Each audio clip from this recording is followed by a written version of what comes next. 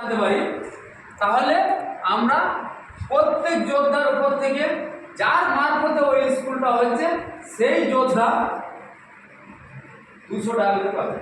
আচ্ছা স্যার, এখানে 500 যোদ্ধা ইন্টু 20, একটা স্কুলে 10,000 স্টুডেন্টকে থাকলে না, স্টুডেন্ট 10,000 স্টুডেন্ট না, ওই 500 স্টুডেন্ট আছে।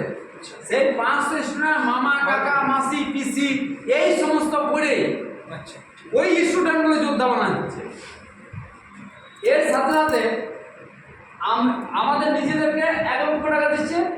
আর কি দিচ্ছে না, আমাদের স্কুলে 5টা টাওয়ার দিচ্ছে অ্যারোপনিক এগ্রিকালচারাল ট্রেনিং করার জন্য। আর স্কুলকে